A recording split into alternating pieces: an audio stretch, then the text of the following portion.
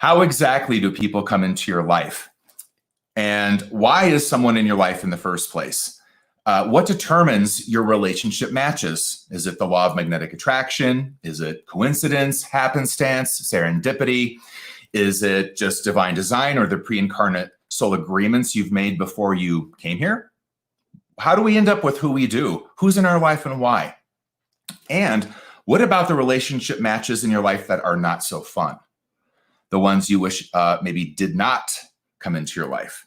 How do those end up there? Is there some sort of design to that? Interesting question. Now, I call these our shadow matches, by the way. How do those happen?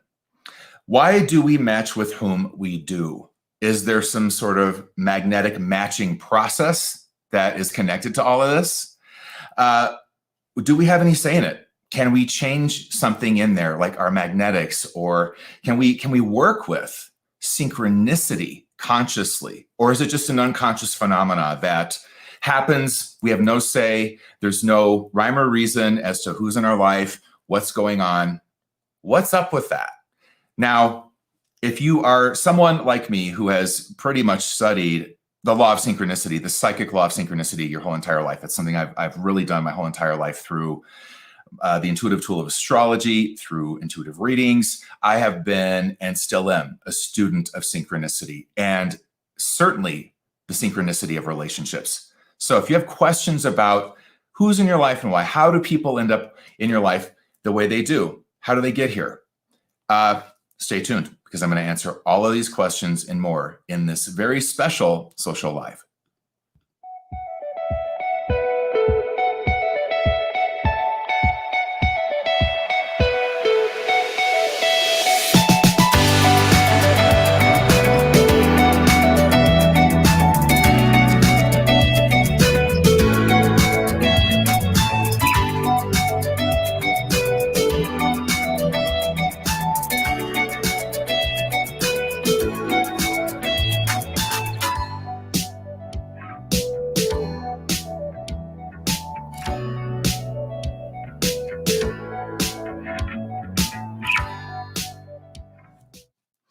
So welcome back.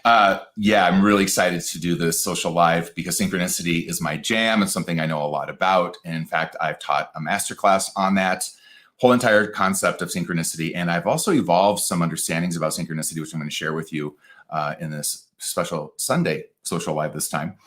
So have you ever thought about that? Like why someone's in your life? How do they get into your life? How are things actually organized?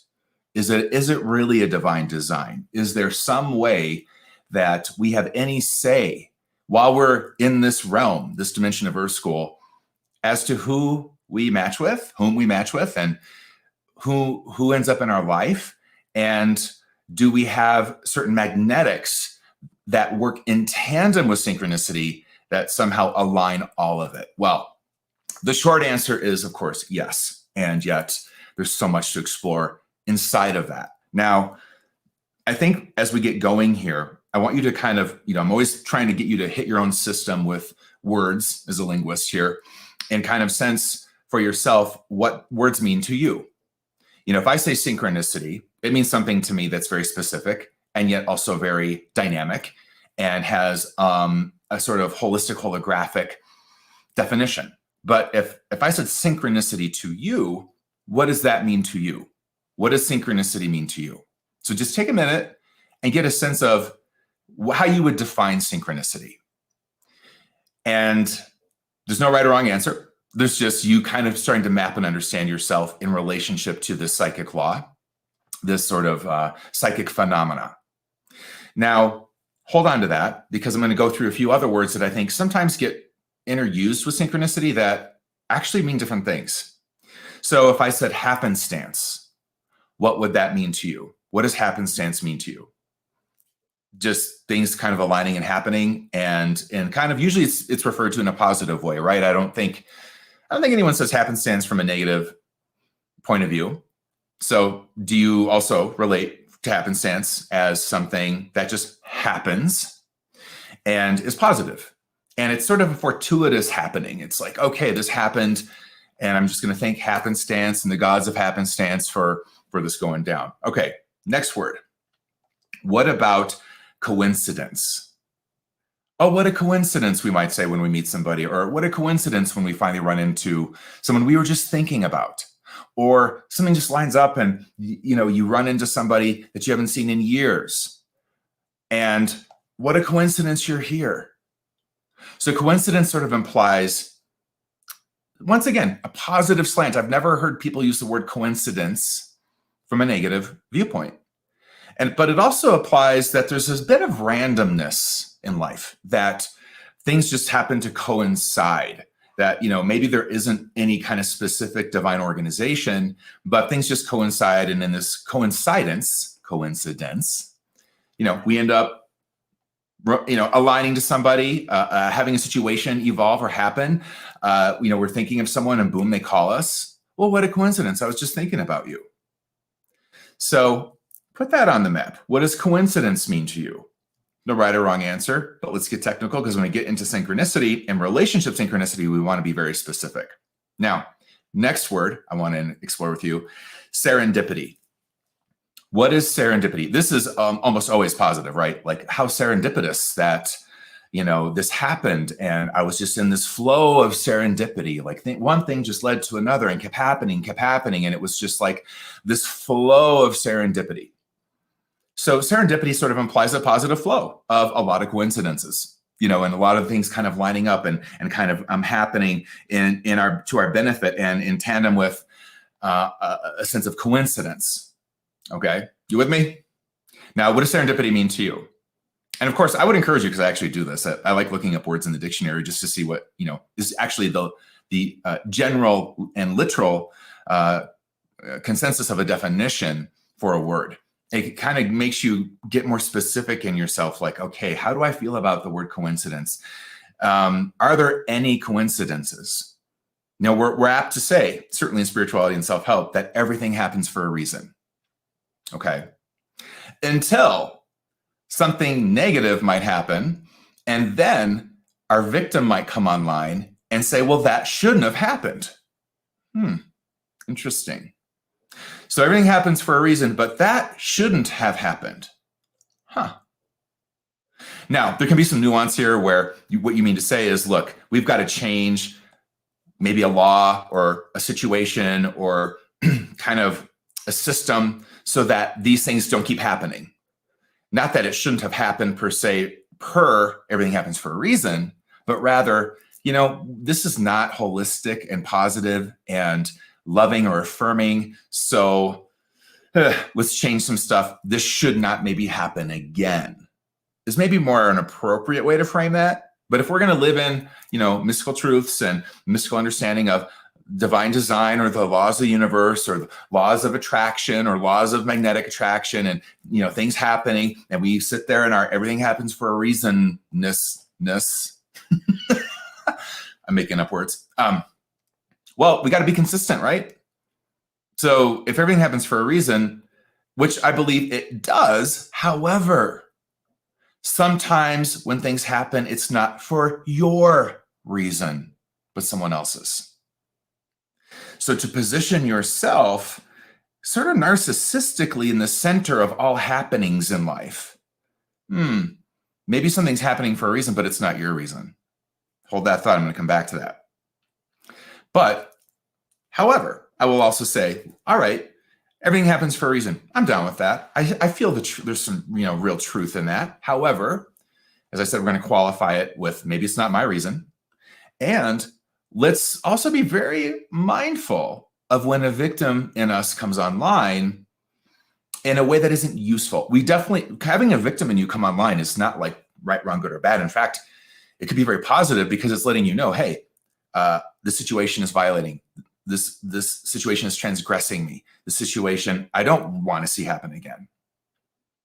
So it's like, all right, I got to really be on point and be very mindful of my language and how I think and, and stay in my power and not collapse in a victim consciousness.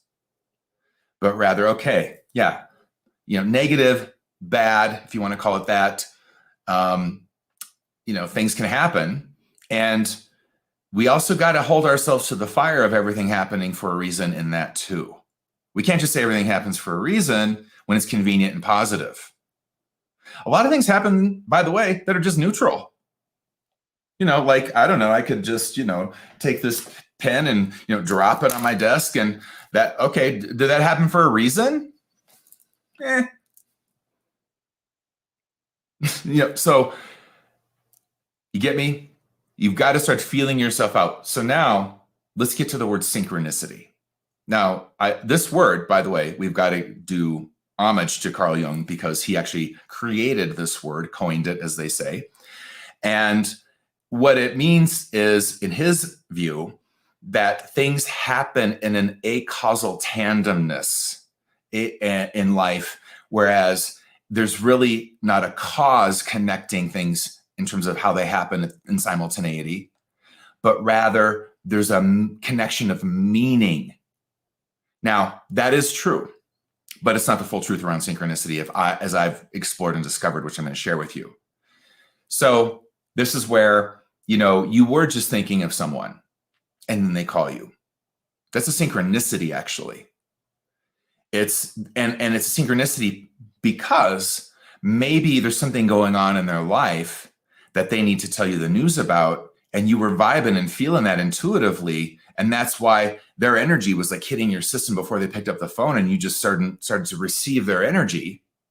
And the meaning of it is, wow, I'm receiving their energy. They've got something to tell me, and boom, I'm open and intuitive enough to just register them in my mind. They come up, and the phone rings.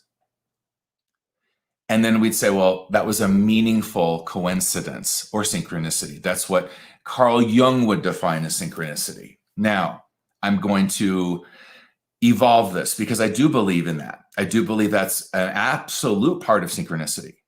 I had the other day something like this happen to me where I was thinking about something I'd been struggling with. And in tandem with that, this book popped up on my computer that was in the theme of everything that I was just thinking about.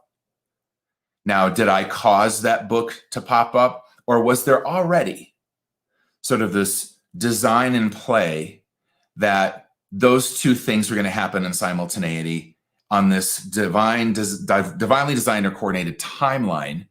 And boom, here I was at that juncture of my life. I think that's absolutely real.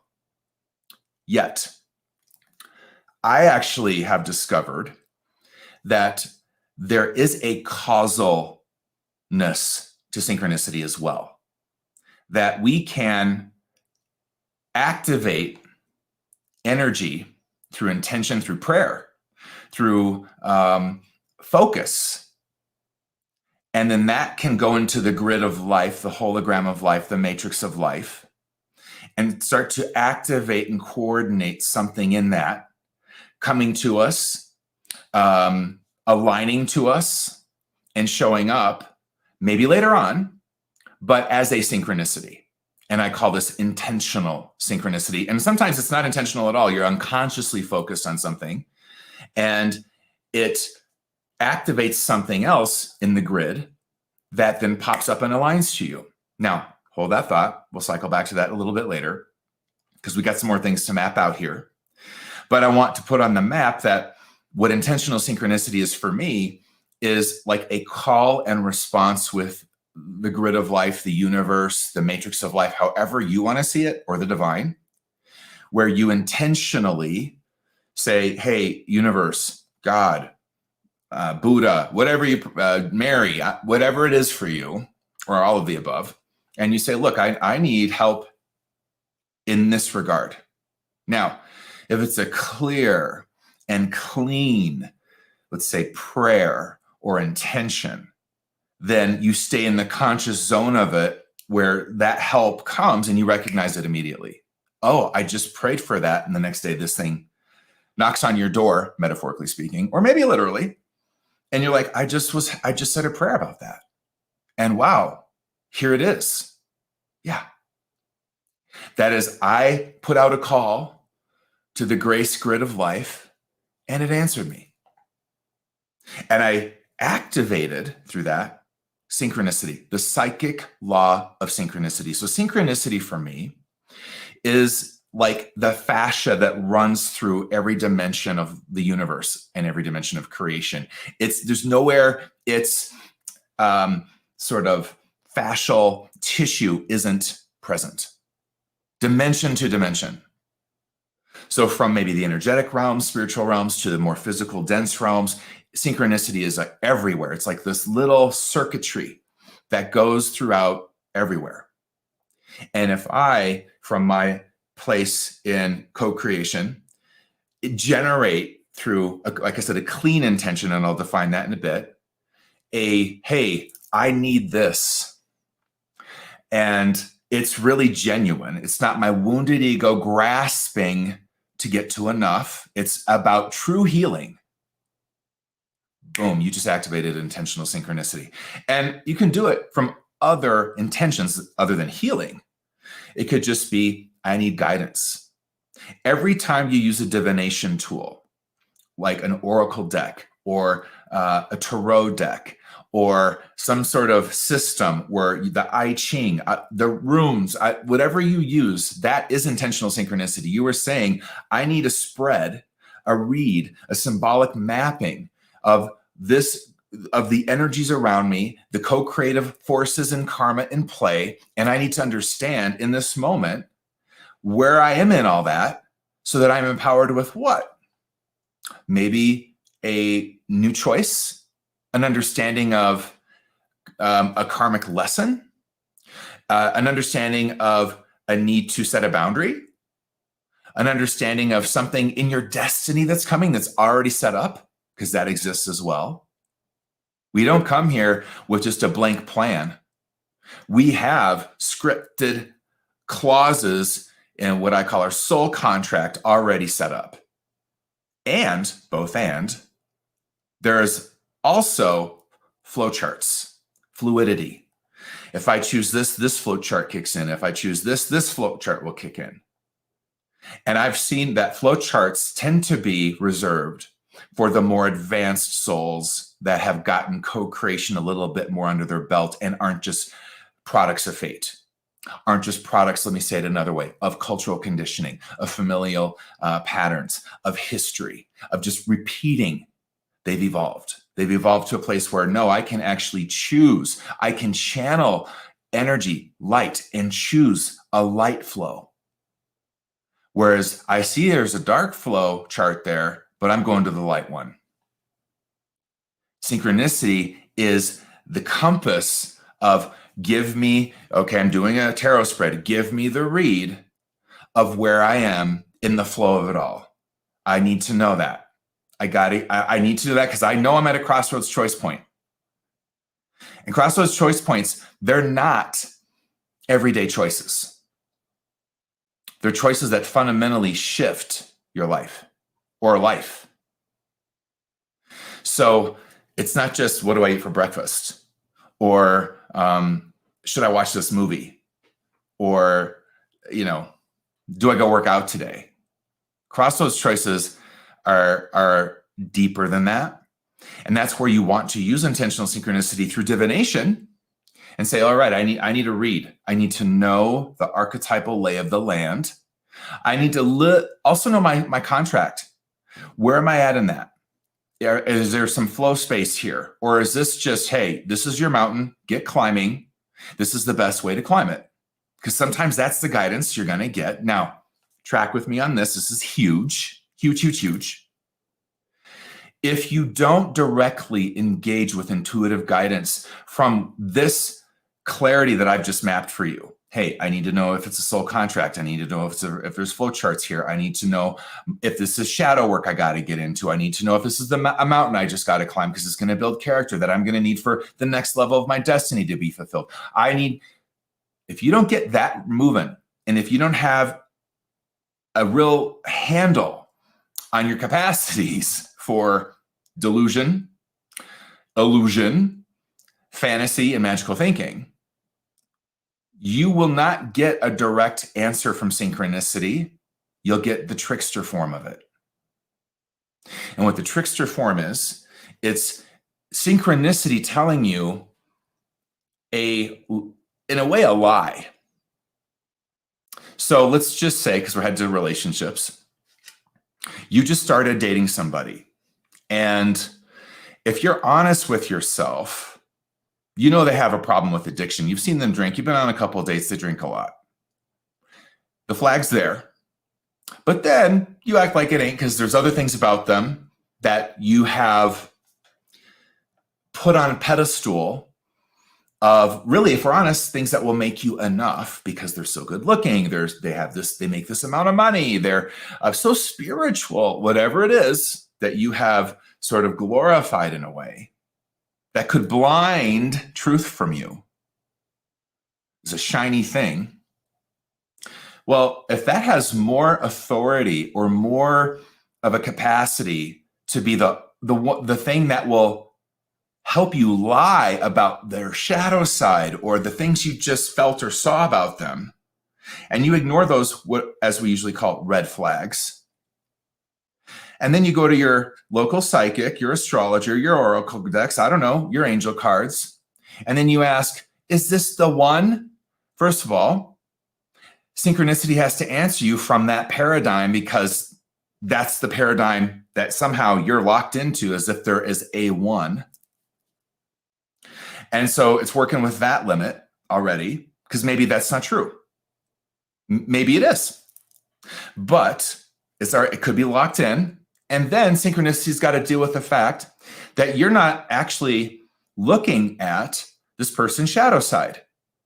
And you're not actually acknowledging, hey, I've been around this person for a while and I've watched they don't keep their word to other people. I've watched them break their word on the phone with other people all the time. I've watched them not honor boundaries with people all the time. Yet somehow they're going to do that with me. Oh, really? To synchronicity. So you do your read, and synchronicity is like, well, you're not actually looking at the biggest red flag in the room. They're an addict.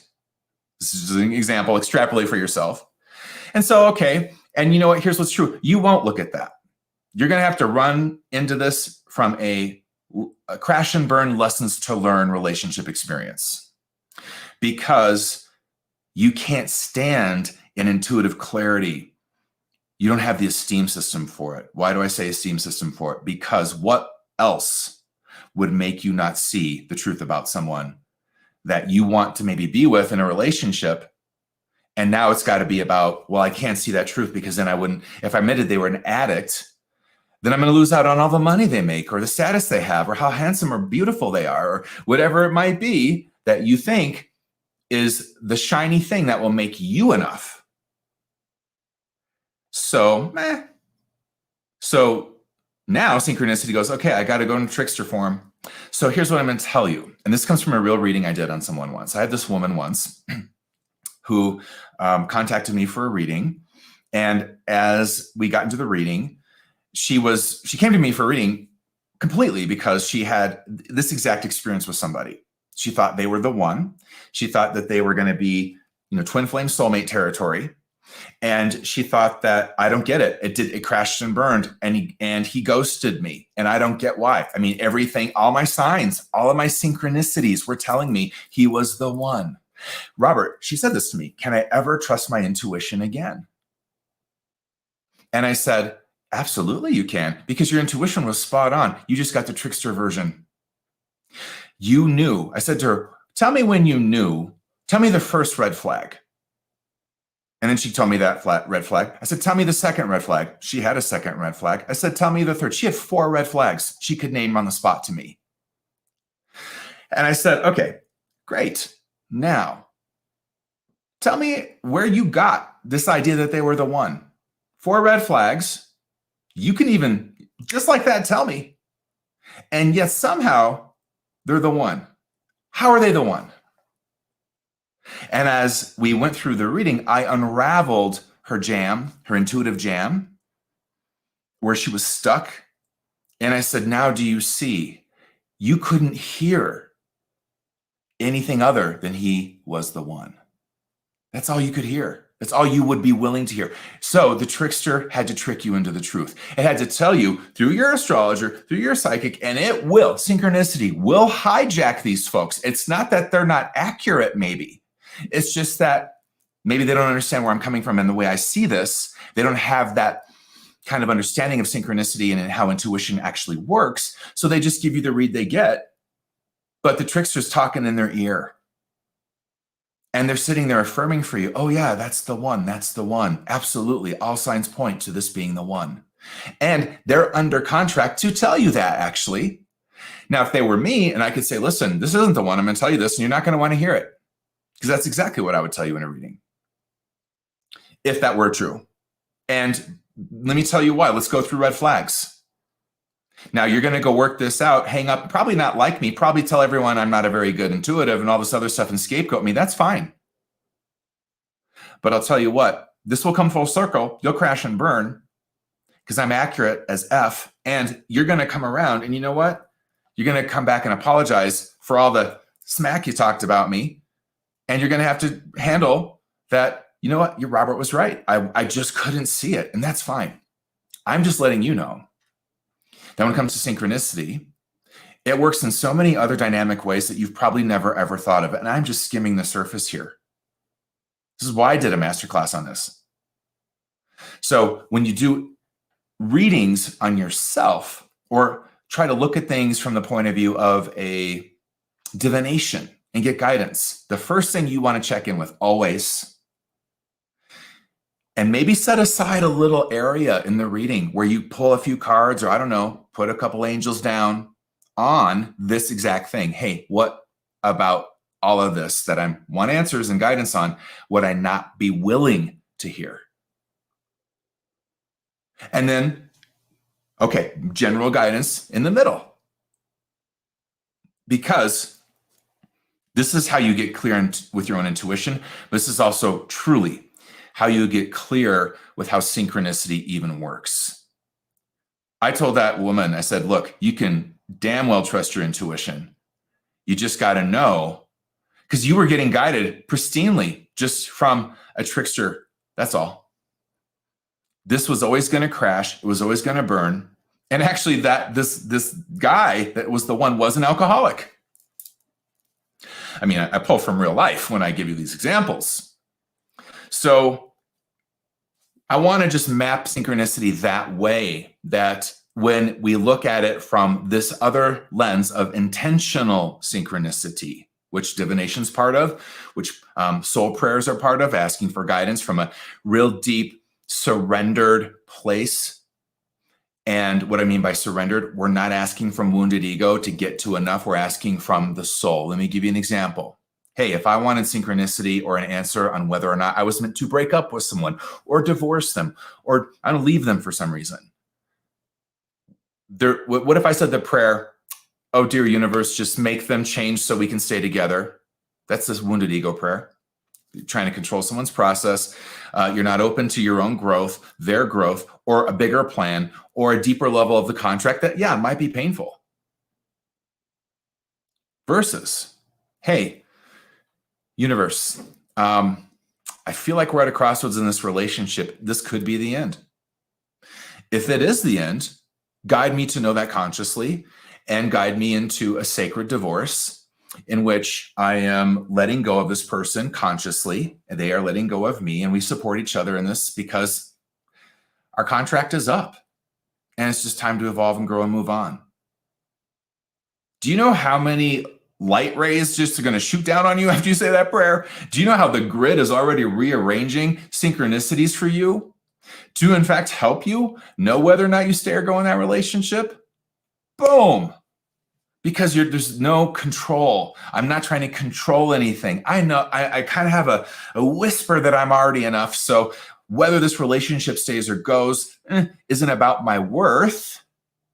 It might be about heartbreak. It might be about being very sad. It might be about, wishes unfulfilled or dreams unfulfilled that I thought would happen in the future. Okay. And we can be with that. But I'm still enough either way. And so I can hear whatever you got. Is this going to be a broken heart journey from here? Okay. Then my next prayer is help me through that. And this is where you stay in the, if you will, the light side of synchronicity, where you have a direct rapport with it. You understand when you get a sign and you can interpret it correctly. Because here's the next level of synchronicity I want you to understand. Huge, huge, huge. Again, asterisk, asterisk, huge. Synchronicity works as a messenger. And you got to hear this. It's not a messenger from what you know, usually. It's a messenger from a dimension of your potential that has yet to be born, that you don't know yet. It's a trans-dimensional shamanic messenger that says, hey, I am giving you a message on behalf of the part of you that is yet to incarnate and ground into your lived potential. I'm still in potentia. So I'm in potentia up here with your potential, and I am giving you a message from a different dimension that is yet to activate in your life. So here's the vulnerability. You may interpret the message synchronicity is trying to get to you through the different things it's aligning as coincidence in your life. You may interpret it through this, I got to keep this dimension intact. I'm not going to go into a dark night. I'm warding off the dark night. I got to stay in this dimension. And this is, any messages will be interpreted through the dimension I know. And synchronicity goes, well, then I'm going to have to trick you because you're under contract to move on, to evolve, not repeat. So here we go. And so a lot of times we will use our interpretation of synchronicity from the base of the dimension we're in, when in fact the message is coming from another dimension and saying, I'm here to midwife you forward into potential you've yet to live. So you got to hear with new ears, see with new eyes, if you're going to get this accurate and hear and see what I'm trying to tell you. All right, that is a little primer of how I would guide you to begin thinking about synchronicity, considering synchronicity, and really beginning to move into it from a place of, okay, I've got some things to rearrange here. Now, you may be wondering, well, Robert keeps mentioning, this masterclass he taught. Yeah, I taught a 15-part masterclass, and I got some good news for you because, and this is the sponsor of this particular social live, my membership, Your Intuitive Edge Inner Circle, has just opened. And if you join this by the end of December, as a bonus, you will get access to the masterclass that I did, Intentional Synchronicity, activating the power of life's hidden archetypal forces. And I go deep into everything I just talked about and then some. And not only that, you get access to that, and you can go look at my website for this. There's a link actually in the video description you can check out where I give the list of the first lessons coming up. So the Cosmic Order of Synchronicity, Dimensions and Intentional Synchronicity, that's lesson 2, already available. Lesson 3, the Intentionality of Light, Synchronicity as Messenger and Levels of Synchronicity. I gave you a little taste of that already. Then there's Types of Synchronicity and the 4 Levels of Truth that comes out right away in the new year. And these will drip out, these lessons, and then we're going to meet up for a live Q&A to be determined, but likely sometime late January or rather mid-February. And so that is in this fabulous membership as a bonus. It's already in there, and it's exclusive to the membership, by the way. You can't get it anywhere else. You can't. I taught it in the membership last year in its entirety. So they're already taught lessons, and they come with PDF guides. It's going to blow your mind. If you're already going, you got to get in on this membership. Now you can join annually, or you can join monthly, depending on your budget or what you're willing to jump into. But that's not the only thing going on in my membership, by the way. I want to show you that's just a bonus. That's just the bonus. Really what's going on here is this new season of light that I've launched. And this is going to have segment upon segment in it. And we just began this last week. So segment 1 is already up in the membership. It's Healing the Light Body. And I'm doing this whole series of segments connected to this theme of healing the light body. I walked through brand new content I've never taught before. And we got coming up this next week, assessing light body damage. And that's going to drop on December 8th. And then we have a bonus live Mercury retrograde in Capricorn event, which is exclusive to the membership as well. So the way the membership's organized is through seasons. And then under a season, you're going to have segments, and each season lasts kind of like our seasons, about 3 months. So I just wanted to tell you about that. We're going to move on to some other stuff here. And then I'm going to give you a little clip from the actual course. The course is hardcore on intentional synchronicity. That masterclass, I mean, I do not play because I want you to really get how this works. However, let's talk a little bit about, while I drink a little watermelon juice. Let's talk a little bit about synchronicity's role within your relationship magnetics, right? So I want to weave this in. It's the topic of the live and this video. Is there any accident as to who comes into our life? Of course not.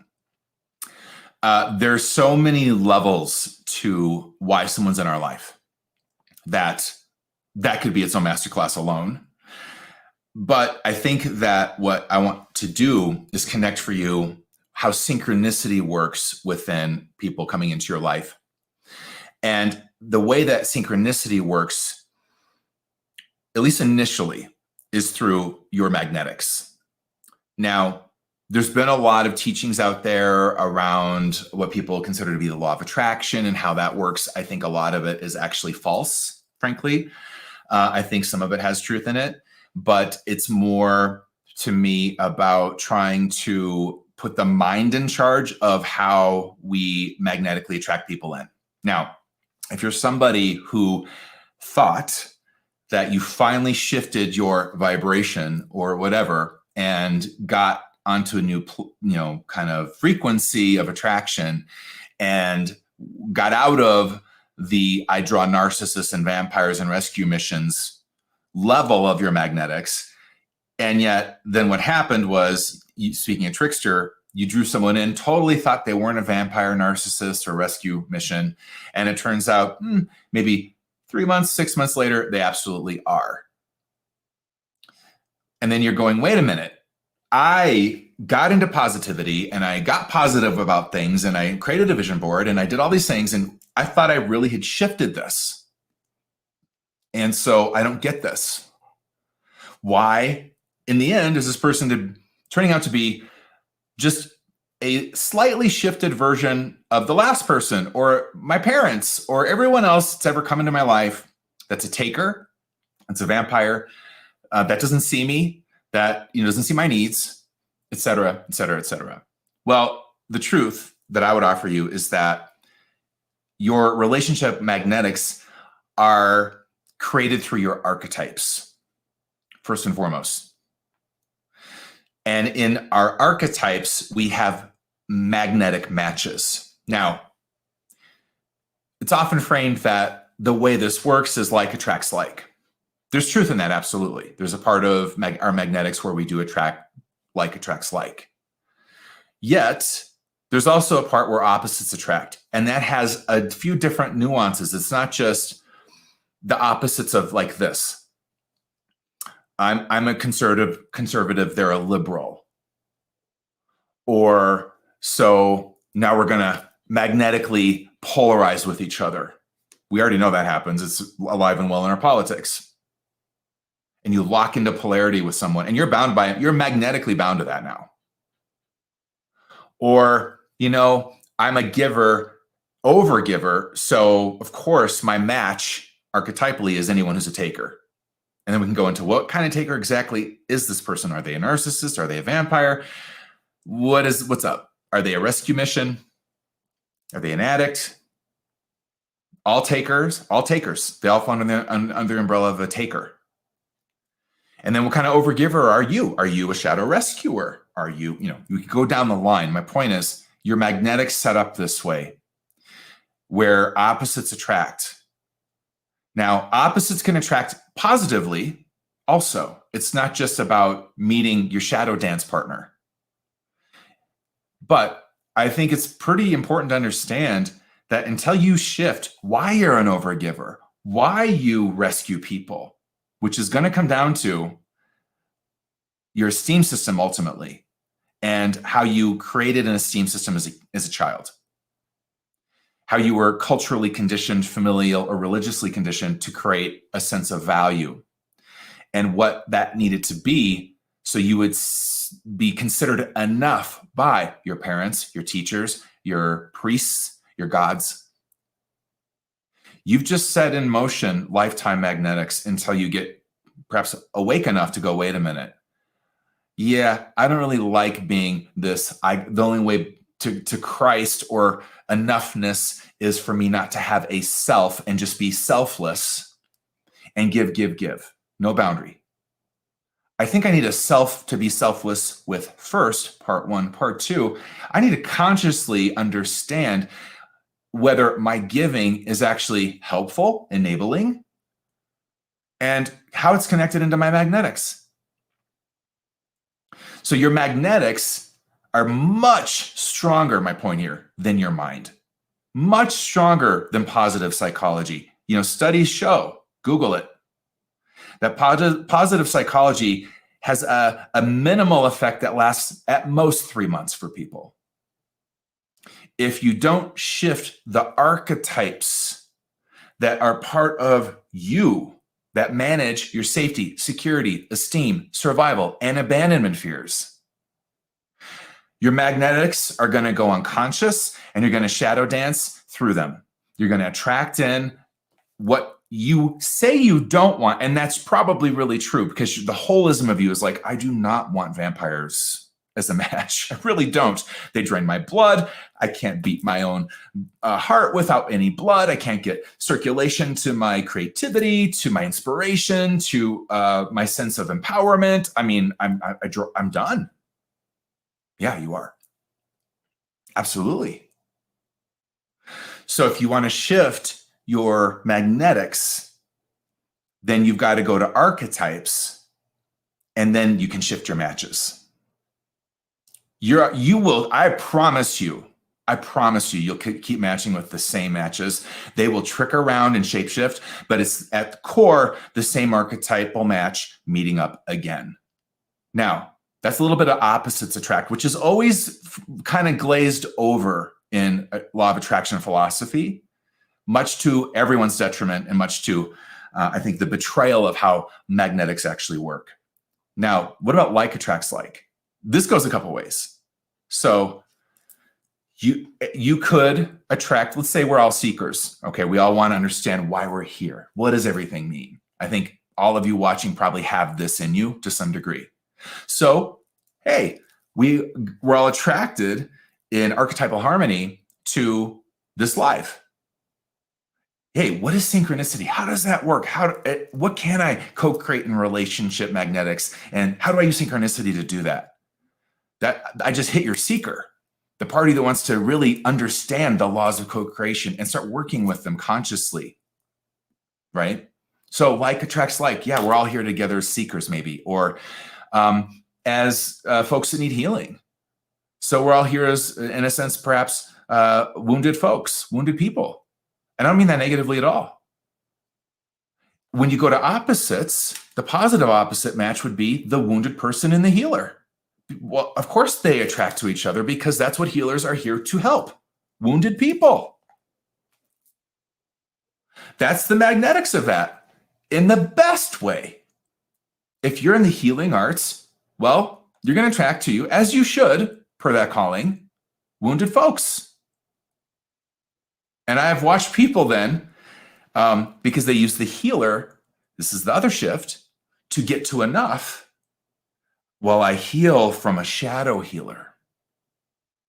So my magnetics of attracting wounded people don't stop when office hours do. They keep running the show. So my partner's wounded. My friends are all wounded. And in a way where the bonds of our intimacy are around me being the healer and they're the wounded person. It's not that we can't have really healthy friendships and relationships that are reciprocal and everyone's a bit wounded. because we all are. Rather, that's not the primary bond of intimacy.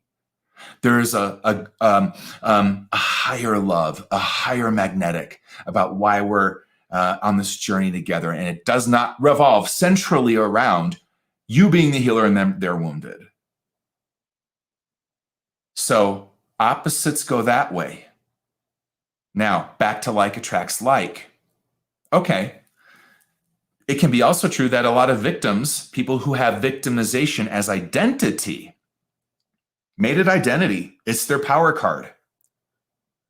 They're going to all kind of group up together. They're going to find themselves misery loves company coming together. Sure. But we could also be a group of mystics. And like's going to attract like there too.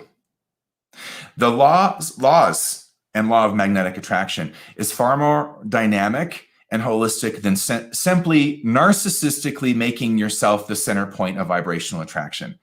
That is discounting you live in a whole magnetics of life, and you're not the only magnet.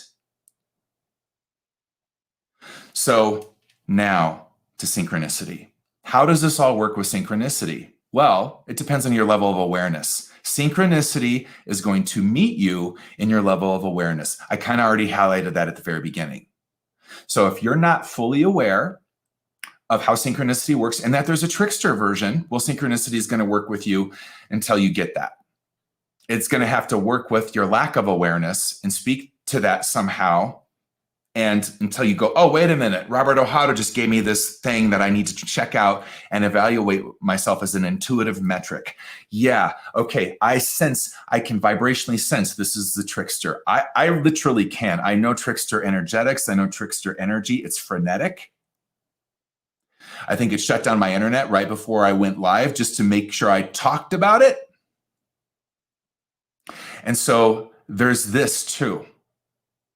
And all of these things work together. Now, when it comes to relationships, who's in your life and why, how do they come in? They do come in through synchronicity. It is aligned, whether through magnetics or a soul contract, which could play out really through both.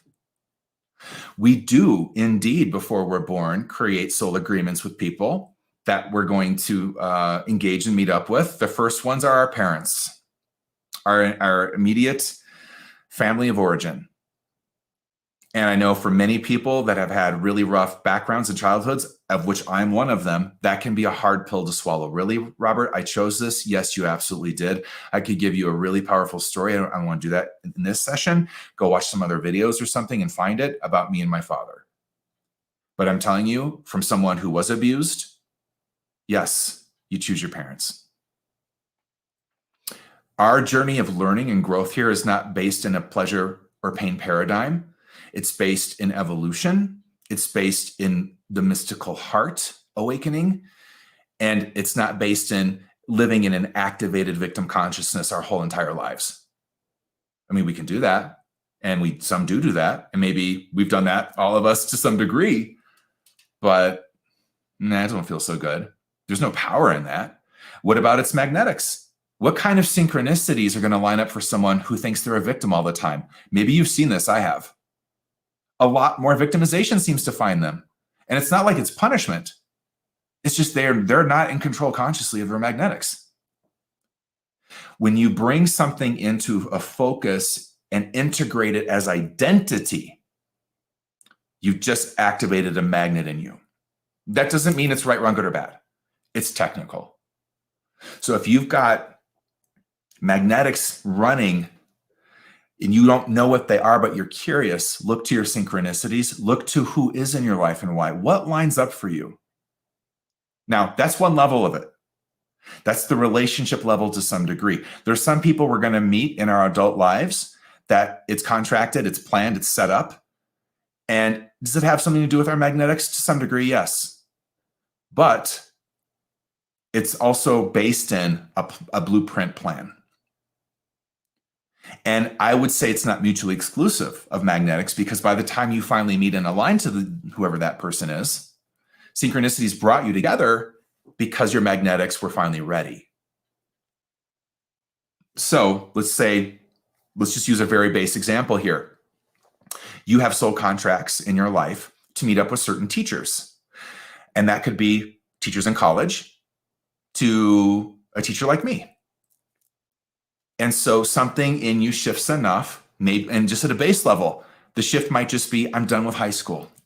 It's time for college. My magnetics are now going to college, and I need collegiate teachers because my magnetics now, in my evolution of growth on this planet and in the society and culture I'm from, are about now going to a higher learning. This student needs to go to a higher specialty of learning that collegiate teachers offer. Now you could take that and transplant it into any other teacher you've come across. Your magnetics were ready. And then you learn and learn and learn. And sometimes it's a lifetime journey. I have students that have been with me for 15 years. And I have students that sometimes maybe after 5, I don't ever hear from them or see them again. And that's as it should be. Their magnetics were ready for something different. So when you look to your magnetics in synchronicity, remember this. I said synchronicity is going to be a lot about you moving to a new dimension of your potential. So college is a new dimension of your potential. And the synchronicity is I'm going to meet up with certain teachers, as I did in college, that absolutely changed my life, fundamentally. There's probably 3 teachers I remember from college that I'll never, ever forget. And one from high school too, that I would say in their own ways saved my life. And I'm grateful for those magnetics. I'm grateful for those synchronicities and how that played out. I maybe wouldn't be here today had that not been put on my path. But when we talk about dimensions, it gets a little more raw and deeper. So what I want to do next is actually offer you a clip from lesson 6 in my masterclass that does talk about dimensions in this really raw way. I'll come back from the clip. It's about 10 minutes. And then I'm going to finish up with some final insights, see if you guys and gals and peeps have any questions.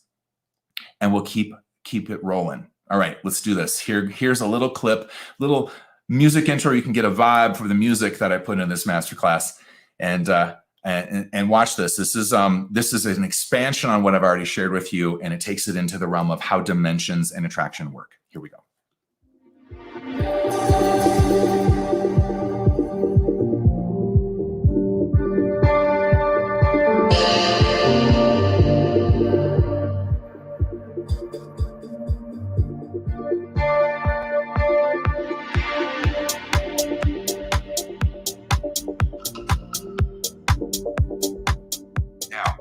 Synchronicity, the shadow, the law of dimensional vibrational resonance, and the law of activated magnetic attraction. Let's do this. The law of dimensional vibrational resonance. What is that? Well, you'll notice the word dimension in there. I want you to now come back to my teachings on a dimension. It's got a power grid. It's got an archetype or archetypes in it. That's what comprises the dimensional field.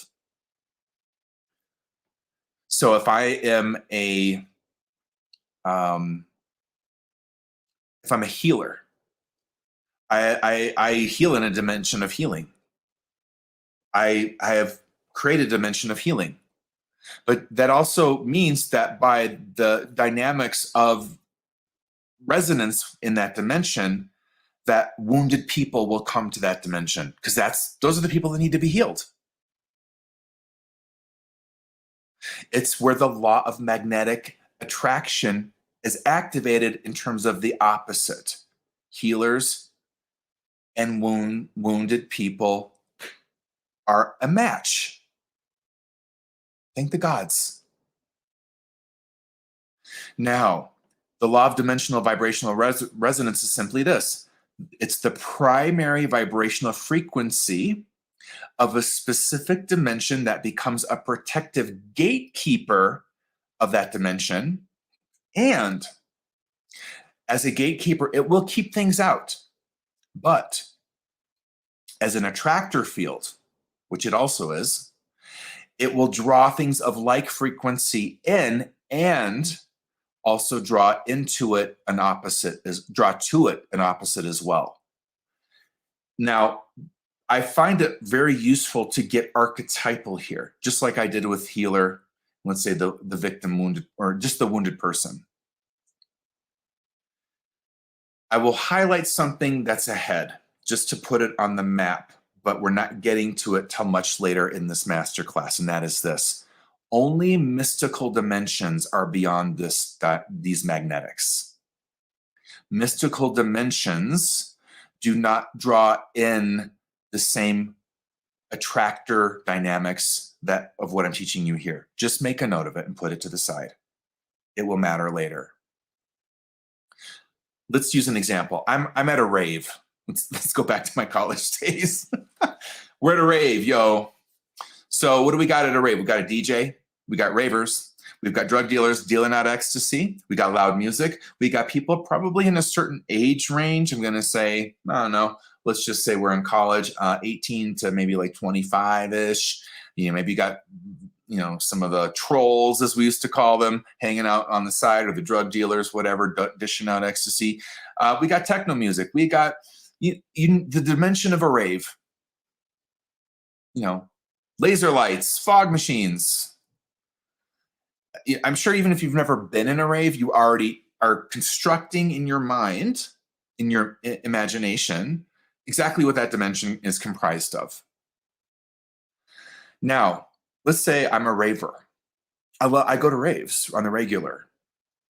Well, I've activated through magnetic attraction to be in the way of certain synchronicities. Like, I'm walking around campus and I see a flyer for a rave, or someone just comes up to me on the the corridor and gives me a flyer for a rave. I'm a match to raves because I like them. So I will be then in the way of synchronicity quite often, where information about a rave falls into my lap, or I'm networked into one. And now I've got not only that, I've got the reality that I belong to a group of friends that like raves. We're our own little rave tribe. And we all exist in this dimension. This is one of my dimensions that is part of my reality. Now, do I live in it every day? Maybe. No, not exactly. It's, when I'm in class, I'm not in the rave. But every weekend, it's my weekend dimension. So if you're not someone that likes techno music, that likes loud music and flashing lights and a bunch of, early 20s people jumping around with makeup on and weird outfits, you're going to be repelled by this. This is not a dimension that's going to be in your synchronicities. Am I right? It magnetically, there's no contract, there's no attraction. It's not that you hate it. It's not your jam. You might be with me, at the local roller disco, what I'm saying, doing some Donna Summer back in the day. But this wouldn't be where you would be. So you're going to find that it doesn't ever really cross over to you. It never gets in your field. You don't get that flyer. A raver doesn't come up and give you a flyer. You see, there's flyers everywhere, but it's almost as if you don't see them. You're not a match. There's no magnetics activated.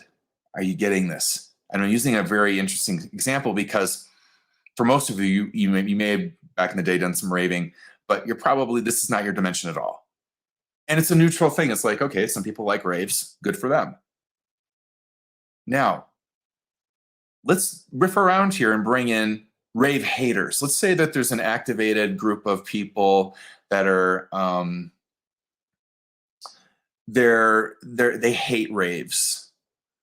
They think that it's just a bunch of LGBTQ freaks and they're white supremacists. Let's really contrast this out. Now, what you got to understand is they're looking to gay bash. They're looking to go and start trouble at a rave. They're looking for tribal warfare. Now, substitute looking for with the word activated. This is the rave's opposite archetypally. Whereas raves could be about inclusivity of everybody, race, gender, sexual orientation, gender identity, whatever. So long as you like to dance, maybe do some ecstasy, and go till 6 a.m., you belong here. But then you've got the haters. To be a hater, you have to be activated. You and I we're just neutral. We're like, okay, you do you. I'll be Netflixing and chilling, or staying on a 4-hour lesson with Robert Ohado. You do you.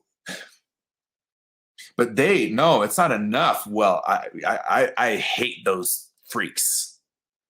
Let's go beat them up. And they do. I'm actually giving you examples from my own college experience of things that happened to me and my friends. So this is not made up, actually. And here's the point. A dimension can also draw its archetypal opposite to it as well. And not just in a matching opposite of, hey, it's a healing facility. Wounded people, of course, come here. And they're the opposite of, they need the healing. It's an archetypal match that way. This is the activated opposite. Activated in this case, hate.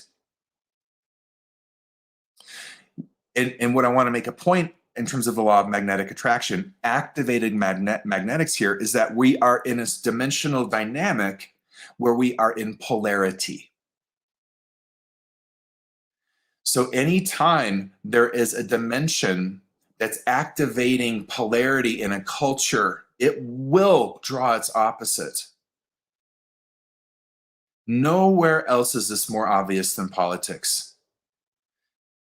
When you watch, in my own country, such an extreme divisive activation in this regard with Republicans and self-identified Republicans and self-identified Democrats. And this is something to be aware of when it comes to your own shadow dancing. Let's now shift gears to something a little different, where I'll give you this example for now, where if it's a mystical dimension, there's no polarity.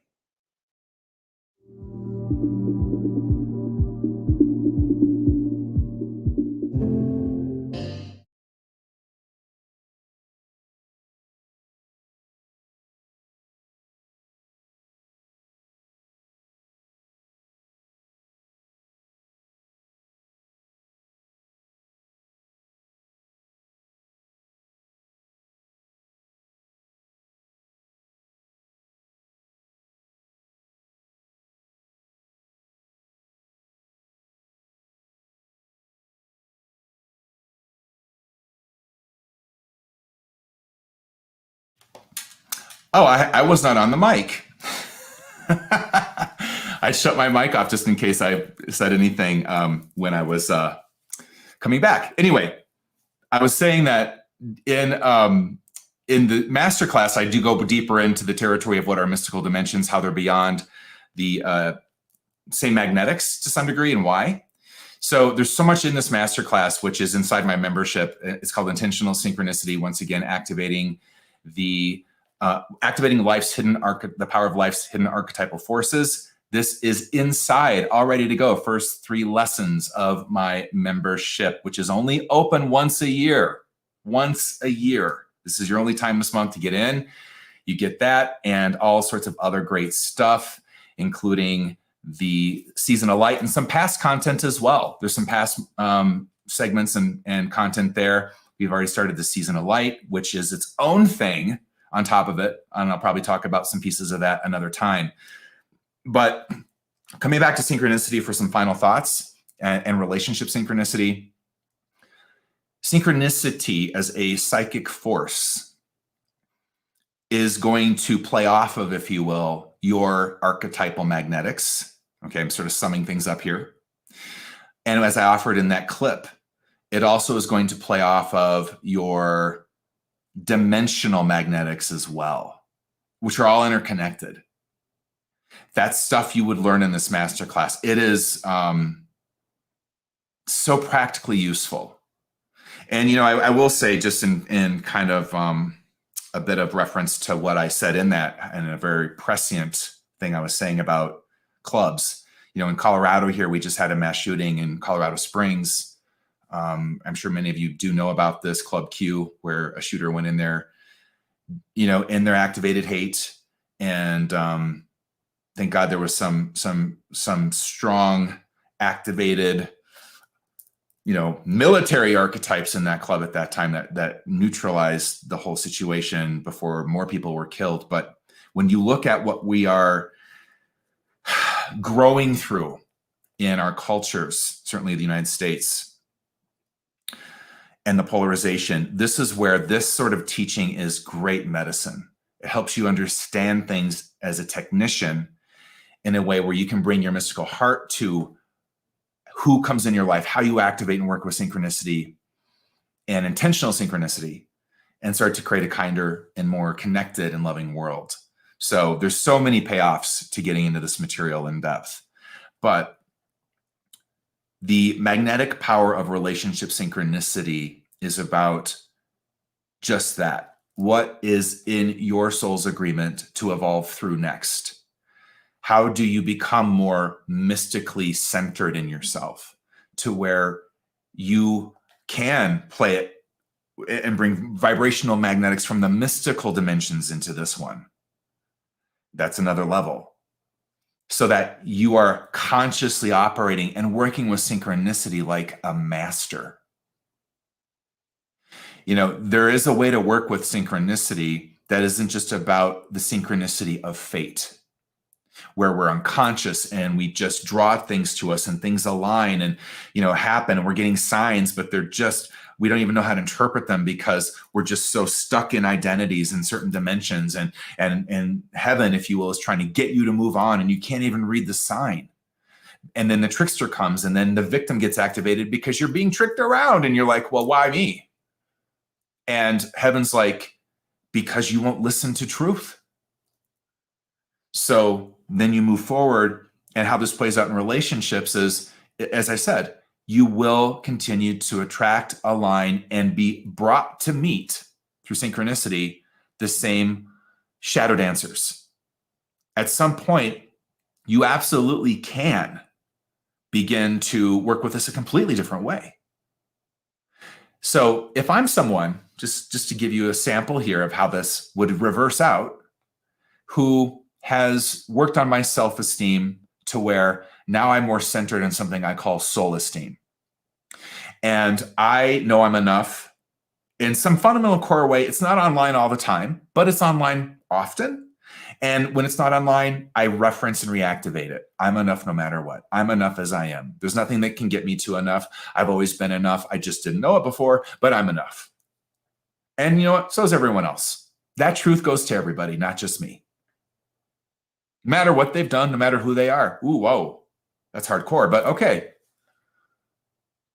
So now you move from a different magnetic in that. And when you see someone, I don't know, hitting you up online on a dating app, or, someone just in public, and you sense their magnetics and you're like, ooh, narcissist, 9 o'clock, vampire, 6 o'clock, and you feel, okay, I can sense the magnetics of your shadow. So does that mean I'm not going to engage you at all? Maybe.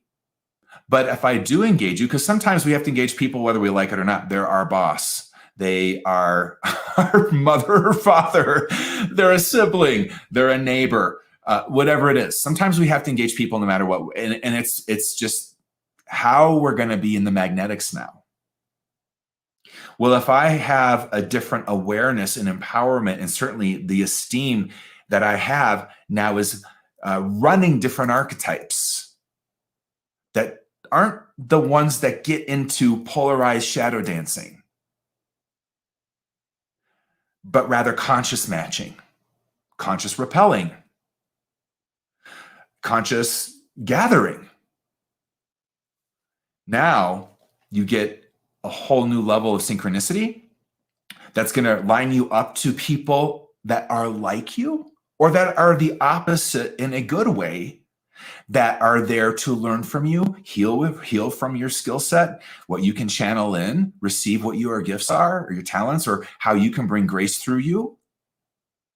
And you're much less in the, breakdance battle on the dance floor with the shadow dancer, or the, this reckless tango that you're going to do, or salsa. I don't know. You do you with your dancing,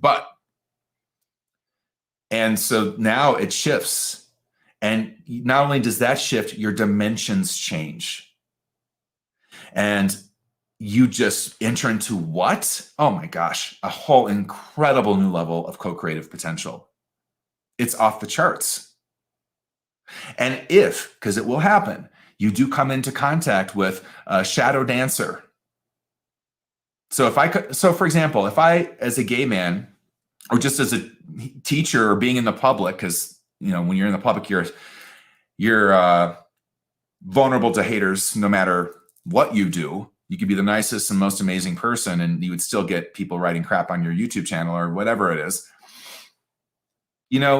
There's a way you learn to handle it, and it doesn't cost you energy. It doesn't also draw to you haters. It doesn't, when they come, you know how to handle it. From a mystic's magnetics, from a different dimension. You don't get jammed in the polarity and go to tribal warfare like they do on Twitter. You just, no, I'm sitting that out. That is not useful. That doesn't change anyone. It doesn't heal the world. All it is hateful words from two polarized sides. How's that helping anything? What's the way, says the mystic, the mystical lover and love rebel in you, if it's active, that I can move with this magnetically and activate synchronicities of destiny.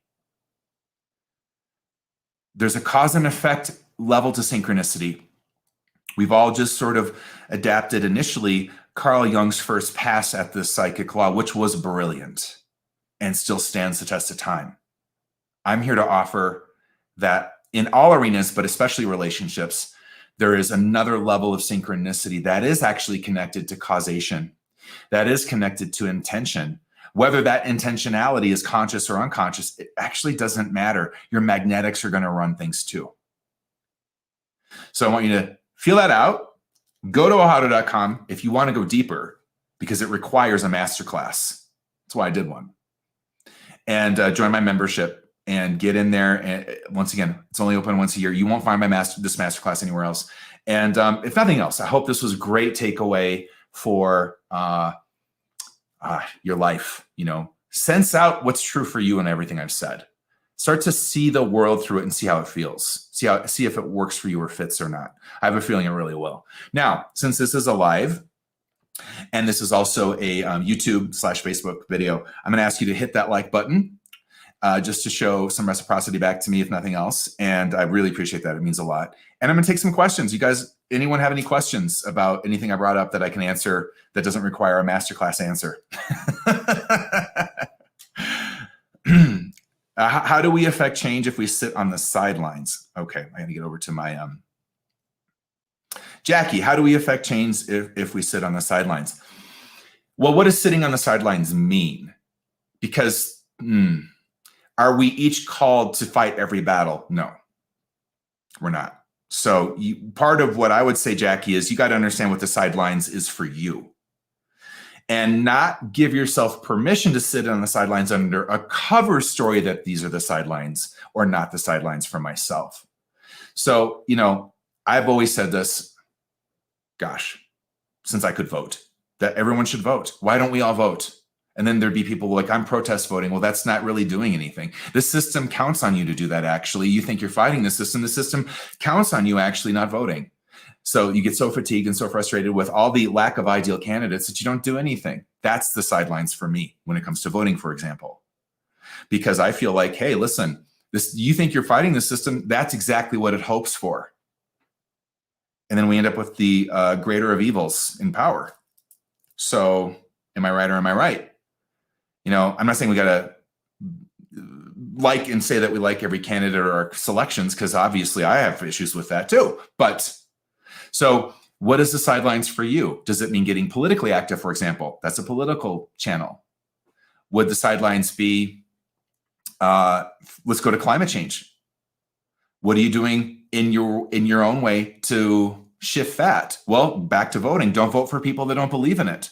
How many more tornadoes or hurricanes do you need? You tell me. Those are synchronicities. If that was, let's treat that as a synchronicity saying to you, listen, political tribalism is why this is happening. Do you want to stay tribal, or do you want to get into a place where you actually go out of tribal identity? Because at the level of soul, you're not a Democrat or Republican, or really independent for that matter. So what are you doing? You think there's no karmic causal connection to hurricanes and tornadoes being the norm, and stronger and worse, and wildfires and drought? Nothing at all. We've done nothing. But everything happens for a reason, and everything we do matters. Where are you? Get congruent. If that's true, then of course carbon emissions matter. So who we vote for matters. Get it? I mean, it's where you start to wake up. What are sidelines for you? And, climate change is asking that of everybody right now. Who do you support? What about democracy? Do you support democracy? Well, are you voting for people that believe in election lies? What are you doing? Just because they're part of a political tribe, you like what? What are you doing? It's where we have to get out of our and if that's triggering, if what I'm saying is triggering you right now, I got you on a political identity right now. I sure do. I got you pinned to some magnetics. And that is not mine. That's yours. And it's not right or wrong. You're still enough. But I'm just saying, this is shadow work, folks. This is what it means to get deep. You want to know what it means to sit on the sidelines. It means not do your shadow work, not be with your triggers and get curious, not actually get uncomfortable with your status quo. You think synchronicity and your potential likes your status quo and your comfort and respects it and your entitlement? It doesn't. It doesn't necessarily disrespect it either. It just comes in and says, hey, it's time to change. You want to change the world? Well, you're in a karmic system that keeps generating and contributing to life a certain way. We all are. Do you want to look at that? Do you want to activate through a prayer to be shown that? Go pray. Don't believe me? Pray for it. Pray for your own damn guidance. Let's see what happens. But then what happens is your answer. Don't give it a cover story. So sidelines, what are they? What does it mean to sit on the sidelines? We're not all called to fight every war or every battle in culture. We are actually contracted for ones that are meant for us. And then we are collectively in one together called climate change, or we could go into many other areas with this. At a collective level, both and, you have to see yourself as interconnected to a hologram of life. And to sit out life right now, well, what kind of synchronicity or synchronicities do you think are going to come for you or happen?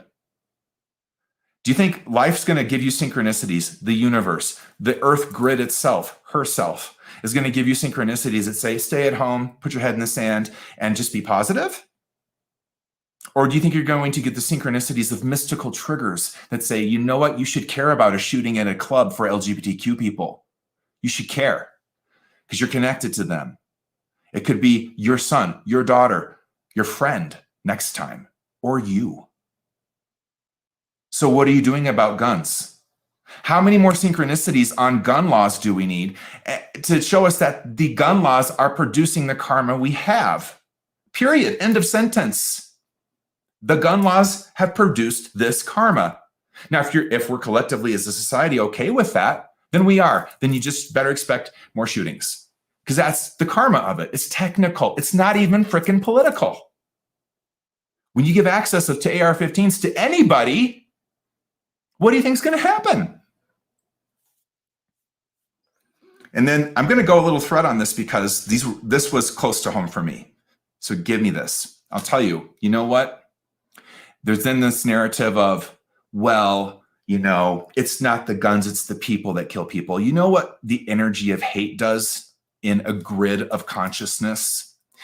It actually topples the psyches of people who are the most weak, those with mental illness. It gets into their psyche and it tips them into these acts. Yes. So of course, yes, mental illness is part of this. We're talking about an energetic of hate through rhetoric, through political party tribalism, and through a way of making one tribe less than.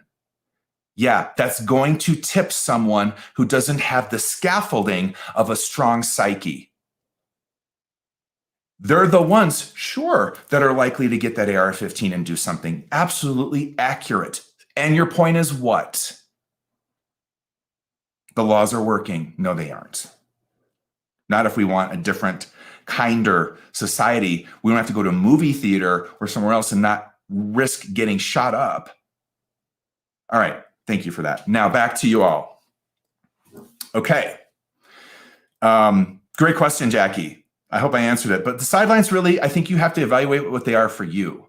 Like, what are the sidelines for you? You know, I think I just showed you some of mine of what means to be on the sidelines and not be on the sidelines, but that's me. So you got to sift through and find your own answers on that. Okay. Let's see. Any other questions?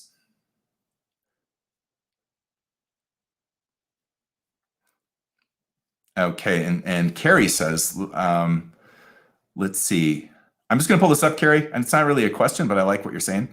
My sidelines show up in I'm staying grounded and maintain my purpose and my role as a therapist, helping so many suffering to also find their grounded state of mind while seeing and hearing the lessons of their past and present trauma, helping to teach resilience and equanimity. I love it. Absolutely.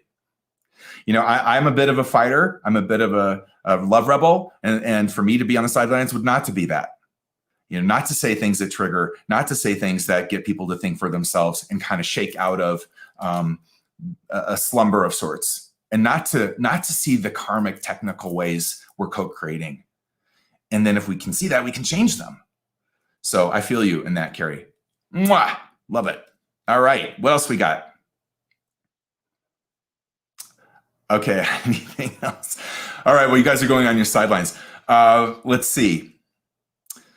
Yeah, so I think I'll wrap it up unless I see any other questions. Yes, Paige, my course. Paige asks this, can you recommend resources? Yes, that's why I create masterclasses. That's why I have another one I mentioned last week, a course called Evolve or Repeat.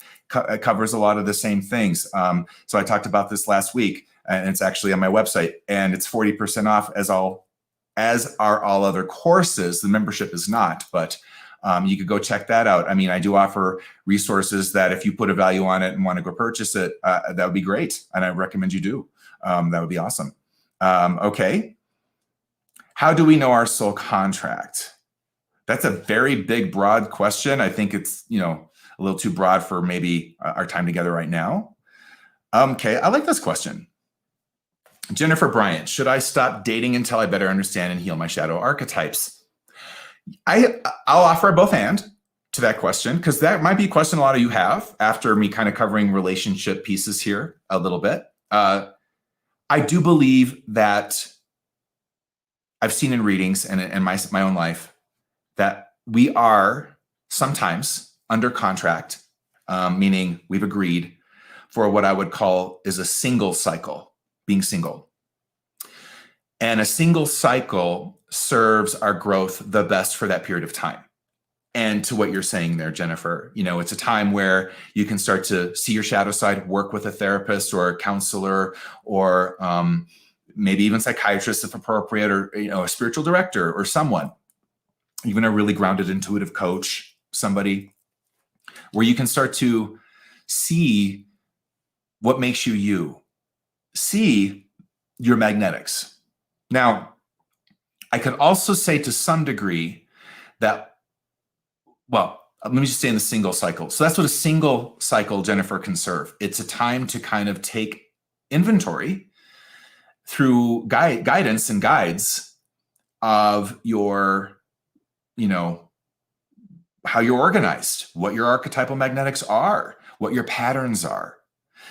What patterns you've made identity, and how that's maybe sabotaging you now. Absolutely useful. And what I would see, just to your point, Jennifer, a lot of times in readings, people would come to me because they didn't want to be in a single cycle, but that's what was actually contracted. So they would fight that.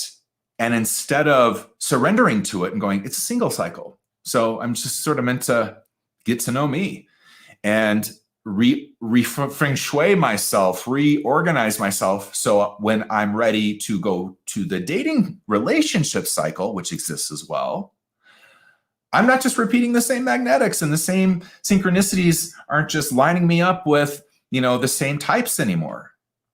I'm in a new dimension. And in a new dimension, what's great about my masterclass, which you'll learn, you actually then have different magnetics and different archetypal matches. It's fabulous. But there's a transition between one dimension to another, and a lot of times a single cycle is necessary for that. I'd say actually often. It's rare that someone can be in a relationship cycle or dating cycle and make that shift because of this. You're going to, in relationship, always activate relationship archetypes in you. It's the default. It's what we do. I mean, it's just what we do. And it's going to vary, obviously, to some degree, between whether it's our work life or our intimate romantic life or, our family life. Yet, a lot of our archetypes, the patterns that run our magnetics, our choices, our psyche, they transplant from work to intimacy. So if you're an overgiver at work, you'll be an overgiver in your relationships. If you're an overgiver, you're an overgiver pretty much everywhere. Am I right? Can I get an amen? Because I know that's true for me. And it's something I've worked on in my own life. So you'll find that if you're an adult child, if you were an adult child of alcoholics or just grew up quick and had to because your parents were not there or were not there because of addictions or whatever it is, you pretty much take that archetype everywhere in life. You'll adult child at your job. You'll adult child in your relationships. You're going to parent everyone wherever you go. And guess what your matches are? People that live in their child archetype. So, when that shifts, okay, now I can move to a new dimension. Now, if I self-parent and then, let's say, neutralize, because you don't get rid of archetypes, you can only neutralize them. Something else I'll talk about maybe another time. You neutralize them. Well, now, when you meet and greet folks in relationship, you will not really be in the magnetics of drawing in people who are just in their wounded child archetype and haven't grown up, or their puer aeternus, Peter Pan syndromes, or whatever it is. You're going to meet adults, spiritually mature, intuitive adults. And get ready, because that's where the real arena is of intimacy, frankly. That's where the real vulnerability gets activated. So, yeah, you may need a single cycle where you just what? I will parent whoever I date. So I gotta just shut that down until I can activate and just self-parent my inner child for a while in the optimal way I did not receive as a child, and really know, hey, anyone and anything in life can abandon me, but I don't have to abandon myself. And I won't abandon myself because I have now activated and fortified 2 inner mystical parents, or just mystical parent. So I got that down. Okay, now let me go back out and relate. So that's where I think, Jennifer, that's some great wisdom and could be incredibly useful, because you've got to almost shut the system down, take archetypes offline. So long as you're relating and dating, those archetypes that you may want to shift are likely to stay online. Now, I'm not saying it's impossible not to switch out, archetypes and magnetics while dating and relating. It's harder. And I think sometimes it's super useful to go, you know what? I'm in a single cycle any damn way. And the thing that you got to understand now, this is what I saw in readings, is the cultural pressure to be in a relationship.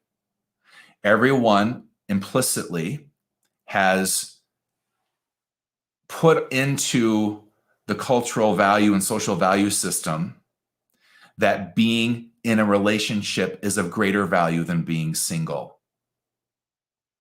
And that's in all of our subconscious. And that's especially for women, frankly, because men being bachelors, well, that's cool.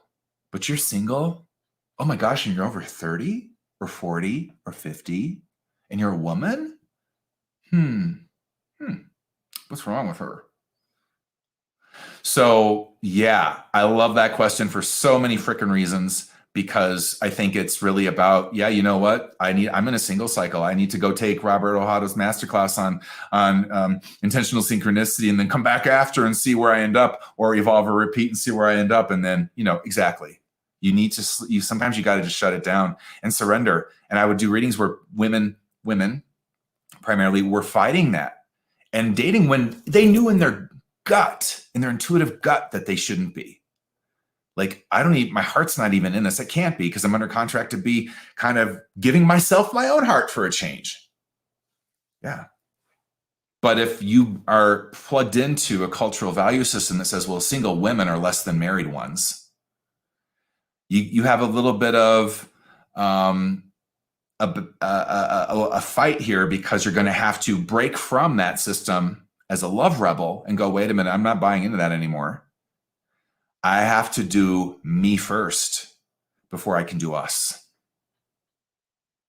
And that's what's true. And by the way, all y'all married women, what? You're drinking yourself into happiness every night with your wine, because maybe you need a little of this too. Just saying, that it may not be true, but I'm just saying, riffing around, riffing. So great question. Let's see.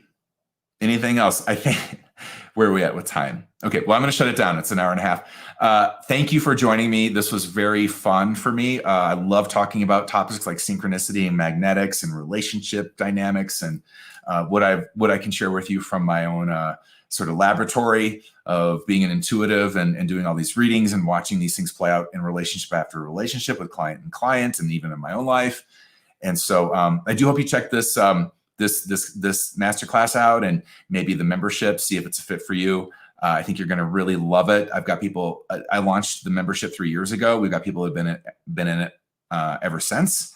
Doors are open now. You can find out on my website, or check out the link that's actually inside of the description of this live.